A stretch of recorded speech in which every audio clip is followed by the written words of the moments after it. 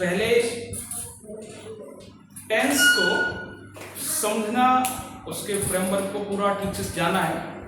Tense को दो जगह डिवाइड किया था आपने उसमें कि टेंस जो है वो दो चीजों से मिलकर बनता है, टाइम और वर्क। और फिर हमने टाइम को तीन जगह डिवाइड किया, प्रेजेंट, पास्ट और फ्यूचर। ऐसे हमने वर्क को डिवाइड किया चार जगह, इंडेफिनिट, कॉन्टिन्यूअस, परफेक्ट और परफेक्ट कॉन्टिन्यूअस। फिर हमने तीनों टाइम को चारों वर्क के साथ कॉम्बिनेट किया तो हमारे लिए कितना 12 टेंसों के नेम पता चले। ये हमने सारी चीजें जान रखी। आज एक छोटी सी चीज और देखेंगे, जो पूरा वीडियो हमारा कंप्लीट हो जाएगा उसके बाद में दो क्वेश्चन पूछे जाएंगे। जो विद्यार्थी उन दो क्वेश्चंस के आंसर कमेंट बॉक्स में देगा उसका हम नाम नेक्स्ट वीडियो में अनाउंस करेंगे सही आंसर देने पर। तो जो भी इस वीडियो को देखेंगे वो बाद में जाकर इसका आंसर देंगे, ठीक है। चलिए अब हम आज जो स्टार्ट करेंगे तो टेंस में सबसे 12 टेंस में पहला टेंस का जो नाम था वो क्या बन के आया? Present indefinite. मैंने इसकी डेफिनेशंस भी बताई थी। प्रेजेंट इंडेफिनिट होता क्या है, इसमें हैबिचुअल एक्शंस आते हैं, यूनिवर्सल ट्रूथ आते हैं और इसके बेहतरीन तरह से पूरी डेफिनेशन को परिभाषित किया, डिफाइन किया। लेकिन आज हम क्या करेंगे, पूरे जो 12 टेंस हैं उनका क्या एक कॉमन फॉर्मेट होता है, उन सारी चीजों को जानेंगे। तो सबसे पहले हम बात करें तो एक जो है सबसे ज्यादा इंपॉर्टेंट जो फॉर्मेट है वो हेल्पिंग वर्ब का है। इसमें पूरे 12 टेंसों को समझने के लिए हमें सारे टेंसों की हेल्पिंग वर्ब्स जाननी चाहिए। तो मैं एक कॉमनली फॉर्मेट में आपको सबकी हेल्पिंग वर्ब बताऊंगा और जो उन हेल्पिंग वर्ब्स को जान पाएगा उनके माध्यम से वो टेंस को कंप्लीट कर पाएगा, ठीक है। तो हमने देखा था कि भाई टाइम 3 दिए थे हमने, एक तो प्रेजेंट और एक कौन सा दिया था, पास्ट, और एक दिया था फ्यूचर, ऐसे दिए थे। तो प्रेजेंट, पास्ट और फ्यूचर, अगर मैं आपसे बात करूं कि जो प्रेजेंट है इस प्रेजेंट में इसके कौन कौन से फॉर्मेट, कितने वर्ग थे हमारे पास, तो 4 वर्ग थे। अगर मैं एक विशेष रूप से आपको इसका वो करें तो ये हमने दिया कि ये टाइम हो गया हमारे पास नीचे वाला, ठीक है। और अब हमने देखा कि वर्ग, तो हमारे पास वर्ग कितने थे, एक इंडेफिनिट है, दूसरा कॉन्टिन्यूअस है, तीसरा परफेक्ट है हमारे पास, और चौथा कौन सा है, परफेक्ट कॉन्टिन्यूअस। मैंने शॉर्ट में पीछे लिख दिया, ठीक है। अब हमको इसको पूरे फॉर्मेशन को, सभी टेंसों को समझने के लिए ये टेबल सबसे इंपॉर्टेंट है। इस टेबल के बारे में बनाने का प्रयास करेंगे और एक एक चीज को जानेंगे। तो इस टेबल को कैसे करना है भाई, फॉर्मेट, इस प्रेजेंट को इस वर्ग के साथ जोड़ देंगे, प्रेजेंट इंडेफिनिट। तो प्रेजेंट इंडेफिनिट में जो हेल्पिंग वर्ब का प्रयोग करते हैं हम, तो वो कौन सी हेल्पिंग वर्ब होती है, तो वो होती है डू और डज। कौन सी होती है, डू और डज, डू और डज। ऐसे ही हम बात करें प्रेजेंट कॉन्टिन्यूअस में, तो प्रेजेंट कंटिन्यूअस जैसे ही आ जाएगा वैसे ही वहां पर हम हेल्पिंग वर्ब यूज करते हैं इज, एम और are. That is clear, is, am, are. अब हम अगर प्रेजेंट को परफेक्ट के साथ जोड़ दें तो एक हेल्पिंग वर्ब का प्रयोग करते हैं हैज और हैड, दैट इज क्लियर। और प्रेजेंट परफेक्ट कॉन्टिन्यूअस जैसे जोड़ेंगे तो हम इसमें देखेंगे तो has, have, been, has been या हैव बीन, इसको शॉर्ट में कह सकते हैं हैज बीन या हैव बीन। इस हेल्पिंग वर्ब का प्रयोग करते हैं। तो present indefinite, present continuous, present perfect और प्रेजेंट परफेक्ट कॉन्टिन्यूअस, चारों टेंसों का फॉर्मेशन, चारों टेंसों का इंपोर्टेंस जो हेल्पिंग वर्ब है वो हमने यहां पर देख लिया। लेकिन इसमें एक छोटा सा प्रारूप ध्यान रखना है कि जो डू है वो हमेशा प्लूरल के लिए यूज होगी, डज सिंगुलर के लिए यूज होगी। ये हमने सिंटैक्स में पढ़ रखा है। इज और एम सिंगुलर के लिए यूज होगी, आर प्लूरल के लिए होगी, हैज सिंगुलर के लिए होगी, हैव प्लूरल के लिए होगी। Same formation has been singular के लिए होगी, हैव बीन प्लूरल के लिए होगी। That is clear. अब देखिए अगर हम पास्ट के साथ इसको जोड़ दें तो पास्ट इंडेफिनिट का प्रयोग होते ही हम डिड का प्रयोग करते हैं। किसका? डिड का प्रयोग हेल्पिंग वर्ब के रूप में पास्ट इंडेफिनिट में होता है। अब पास्ट कॉन्टिन्यूअस में किसका प्रयोग करेंगे? तो वॉज वर का प्रयोग करेंगे। वॉज का प्रयोग सिंगुलर के लिए होगा और वर का प्रयोग प्लूरल के लिए होगा। सेम प्रोसेस अगर हम पास्ट परफेक्ट के साथ करें तो यहां पर एक ही हेल्पिंग वर्ब का प्रयोग होता है और वो हेल्पिंग वर्ब है हैड। आप कहेंगे क्या हैड ही सिंगुलर है, हैड ही प्लूरल है? जी, सिंगुलर और प्लूरल दोनों जगह हैड का ही प्रयोग होता है। अब हम प्रेजेंट पास्ट परफेक्ट कंटिन्यूअस में करेंगे तो यहां पर हैड बीन का प्रयोग करेंगे। समझ आनी बात? Had been.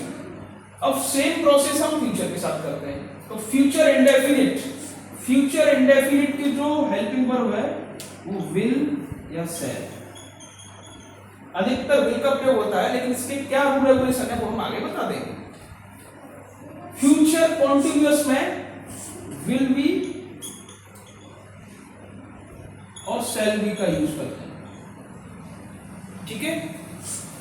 फ्यूचर परफेक्ट में विल हैव और शैल है। ठीक है। और नेक्स्ट फ्यूचर परफेक्ट कंटिन्यूअस में will have been, shall have been.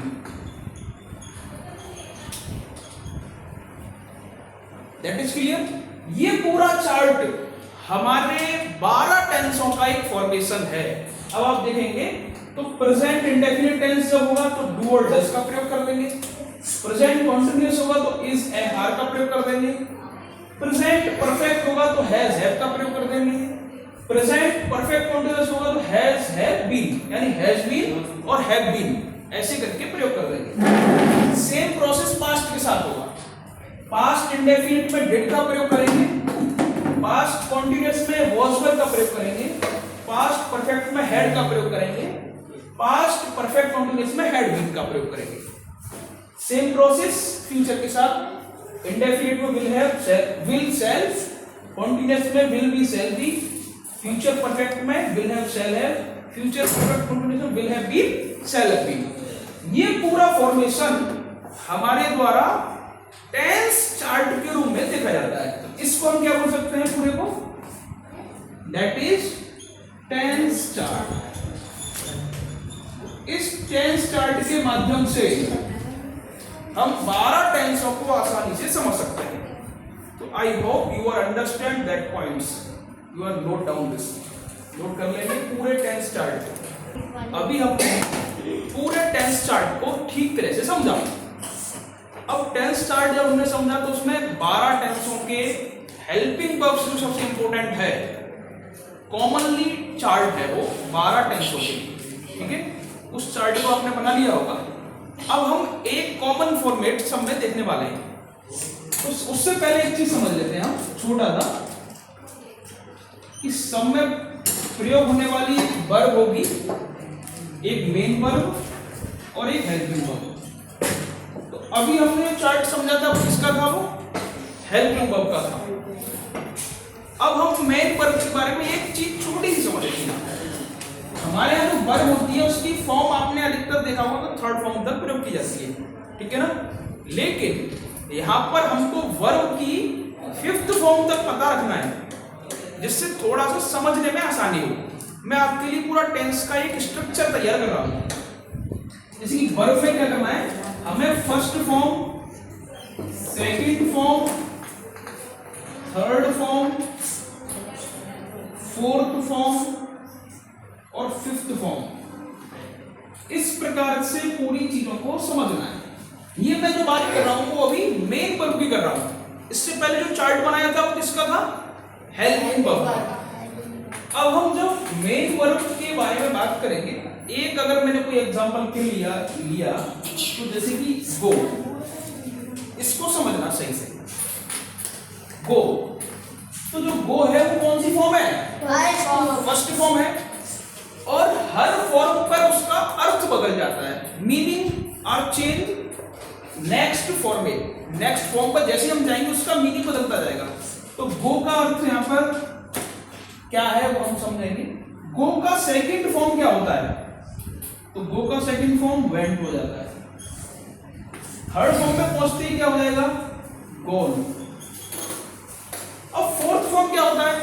तो हम जब इसके फॉर्मूला लिखेंगे, जब इसको समझेंगे तो वहां पे लिखा होगा कि भाई मेन वर्ब में आईएनजी लगा देते हैं। तो जिस मेन वर्ब में आईएनजी का प्रयोग किया गया है उसको हमेशा फोर्थ फॉर्म के नाम से जानेंगे। तो अगर मैं आपसे कहूंगा फोर्थ फॉर्म लगाएंगे तो वहां पर आईएनजी का प्रयोग किया जाएगा। That is clear.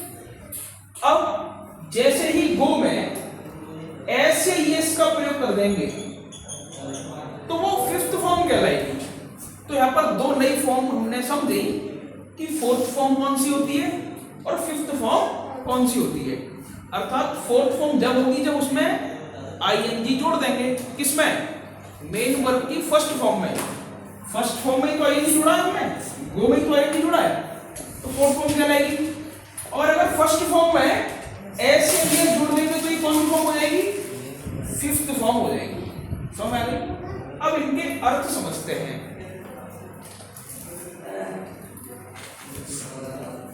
जो गो है इसका मतलब होता है जाना, ठीक है। अर्थात यहां से पता चल रहा है जाना माने इसकी लगातार कोई हैबिट में है, लगातार जाना होता है। वेंट, वेंट का मतलब क्या है? गया, ठीक है, यानी कि यहां से जा चुका है, गया। गॉन, गॉन का मतलब क्या है? जा चुका है। हर जगह अर्थ चेंज होता मिलेगा। जाने की ही बात कही जा रही है, लेकिन हर जगह अर्थ क्या है? चेंज, बदलाव मिलेगा। जा चुका है। और गोइंग का मतलब क्या है? जा रहा है, ठीक है। और गोस का मतलब क्या है? जाता है। बात समझ में आ गई पूरी? यानी कि गो माने जाना, वेंट माने गया, गॉन माने जा चुका है, गोइंग माने जा रहा है, गोस माने जाता है, ठीक है। अब सेम प्रोसेस हमने जब ये चीजों को समझा तो आप इसको, मुझे उम्मीद है कि आप लोग समझ गए होंगे कि इनका गो, वेंट, गॉन, गोइंग, गोस, इनके अर्थों से क्या क्या चीजें स्पष्ट हो रही है। तो जब हम फॉर्मूलाज को पढ़ेंगे तो उसमें हर जगह अलग अलग फॉर्म का प्रयोग होगा कि भाई यहाँ फर्स्ट फॉर्म का प्रयोग होगा, यहाँ सेकंड फॉर्म का होगा, यहाँ थर्ड का होगा, यहाँ फोर्थ का होगा, यहाँ फिफ्थ का होगा। तो वो कहां पर कैसे होंगे उनका भी एक हम फॉर्मूला समझेंगे। लेकिन यहाँ पर ही आपको एक क्वेश्चन दे दिया जाता है कि ये तो मैंने टेबल बनाई है, इस प्रकार की टेबल में आपको ईट की सारी फॉर्म लिखनी है, और जो इस ईट की सारी फॉर्म विद मीनिंग लिखकर दिखाएगा उसका हम अगले वीडियो में नाम अनाउंस करेंगे, जिसके द्वारा सही लिखी जाएगी, ठीक है ना। अब हम इससे आगे चलते हैं, जब तक आप लोग इसको नोट करिए। अभी हमने वर्ब को, दोनों प्रकार की वर्बों के बारे में जानकारी ले ली, एक तो हेल्पिंग वर्ब और एक मेन वर्ब। हमने अभी पता किया प्रेजेंट इंडेफिनिट टेंस जो है उसका जब हमने चार्ट देखा तो उसमें हमने प्रेजेंट इंडेफिनिट में दो हेल्पिंग वर्ब का प्रयोग देखा था, डू और डज। अब डू और डज जो हेल्पिंग वर्ब है इनका प्रयोग कैसे होगा, तो इसके कुछ कॉमन फॉर्मूलाज हमको देखने हैं। तो हमको पहले नंबर क्या करना पड़ेगा, सेंटेंस जो बनाए जाएंगे उसमें 6 प्रकार के सेंटेंस बनाए जाते हैं। एक तो बनाया जाएगा तो पॉजिटिव सेंटेंस होगा। कैसा होगा? पॉजिटिव। पॉजिटिव। जस्ट इसके अपोजिट नेगेटिव सेंटेंस बनाया जाएगा। नेगेटिव। ठीक है, फिर इंटरोगेटिव सेंटेंस बनाया जाएगा।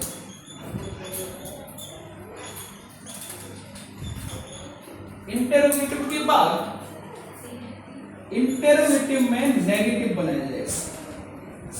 ठीक है, फिर इंटरोगेटिव में इसमें क्या है कि जो क्या शब्द है वो पहले आ जाता है, इसको सिंगल इंटरोगेटिव भी बोलते हैं। क्या बोलते हैं? Single interrogative. फिर यहाँ पर WH वर्ड का प्रयोग किया जाएगा मिडिल में, इसको डबल इंटरोगेटिव बोलते हैं, DI बोल सकते हैं। समझ में आ गई बात?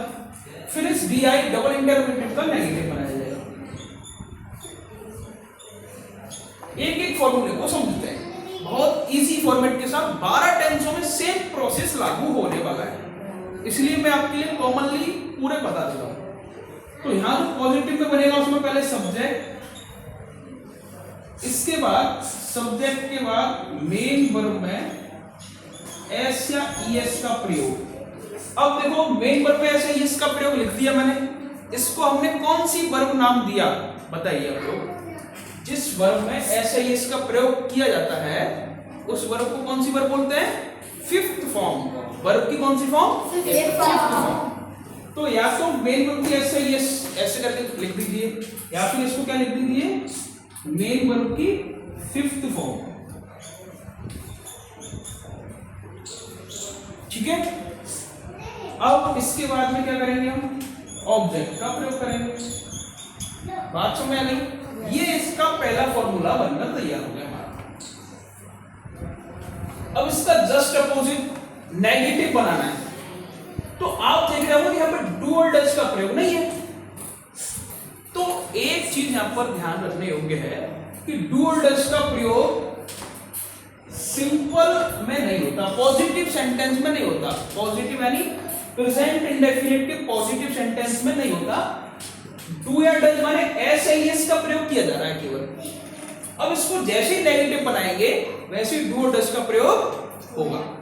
तो इसका नेगेटिव फॉर्मूला क्या होगा? सब्जेक्ट प्लस डू नॉट या डज नॉट, इस हेल्पिंग वर्ब का प्रयोग करना है। ठीक है, do not, does not. After that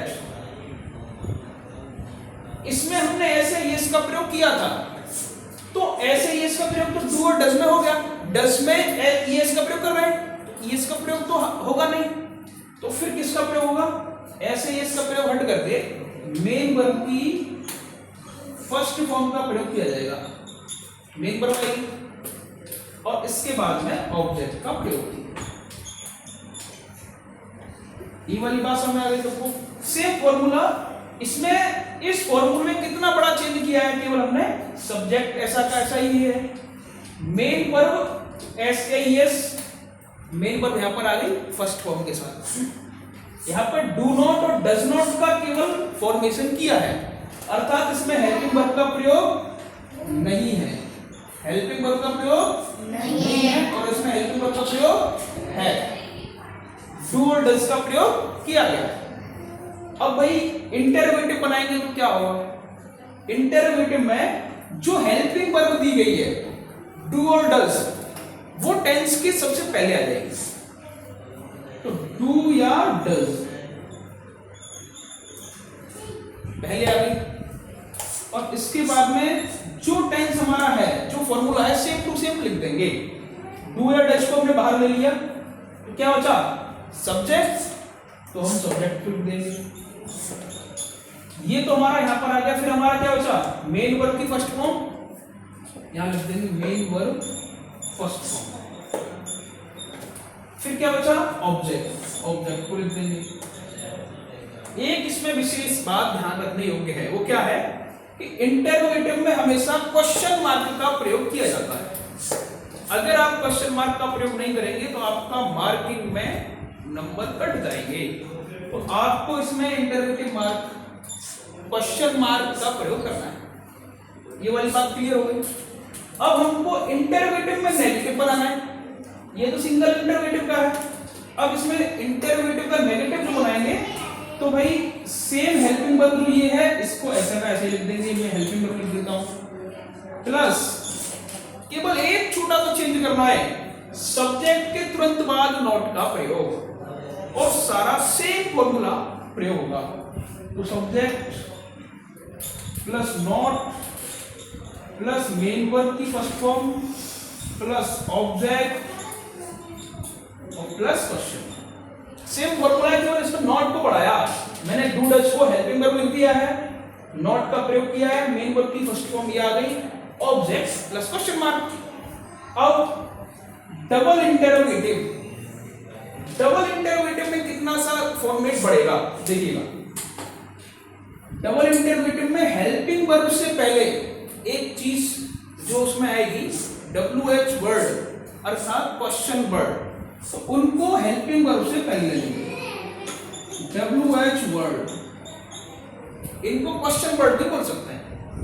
इसके बाद में हेल्पिंग वर्ब का प्रयोग करेंगे, सेम फॉर्मूला उतार देंगे पूरा। नॉट नहीं, क्योंकि नेगेटिव नहीं है, डबल इंटरोगेटिव का नेगेटिव आगे है, तो डबल इंटरोगेटिव में नॉट का प्रयोग ना करके सेम टू सेम फॉर्मूला का प्रयोग कर देंगे। WH वर्ड हेल्पिंग वर्ब, फिर क्या है सब्जेक्ट, फिर क्या है मेन वर्ब, फिर क्या है ऑब्जेक्ट प्लस क्वेश्चन मार्क। अब नेगेटिव में क्या करना है, नेगेटिव में जैसे हमने सब्जेक्ट के बाद नॉट का प्रयोग किया है ऐसे ही सेम इसमें कर देंगे, सेम टू सेम उतार कर। तो क्वेश्चन वर्ड यानी WH word plus helping verb plus subject, subject के तुरंत बाद नॉट यहां पर किया प्रयोग, ऐसे यहां कर देंगे not plus main verb, main verb की first form plus object plus question. ये पूरा फॉर्मेशन हमको देखने को मिलेगा। इस फॉर्मेट के साथ में सारे प्रेजेंट के टेंस, चाहे वो प्रेजेंट इंडेफिनिट हो, प्रेजेंट कंटीन्यूअस हो, प्रेजेंट परफेक्ट हो, प्रेजेंट परफेक्ट कंटीन्यूअस हो, केवल वहां हेल्पिंग वर्ब का चेंजेस देखने को मिलेगा।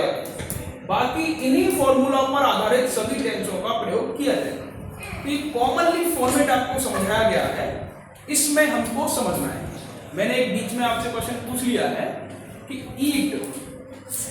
ईट मैंने आपको दिया है, ईट की फिफ्थ फॉर्म तक विद मीनिंग सारे फॉर्मेट आप देंगे, जो देगा उसका नाम अनाउंस करेंगे। दूसरा क्वेश्चन आपको एक बार बताना है, past perfect continuous, past perfect continuous की हेल्पिंग वर्ब क्या है, टेंस स्टार्ट भी लिखाया था हमने उसमें। ये दो क्वेश्चन के आंसर जो देगा उसका हम नाम अनाउंस अगली वीडियो में करने वाले हैं। तो सब लोग, जितने लोग इस वीडियो को देख रहे हैं वो इसको आंसर करेंगे। ईट की फिफ्थ फॉर्म तक विद मीनिंग लिखना है और पास्ट परफेक्ट कॉन्टिन्यूअस की क्या हेल्पिंग वर्ब मैंने टेंस स्टार्ट में बताई है वो आपको बतानी है। इसी के साथ आज का फॉर्मेट, आज की क्लास ऑफ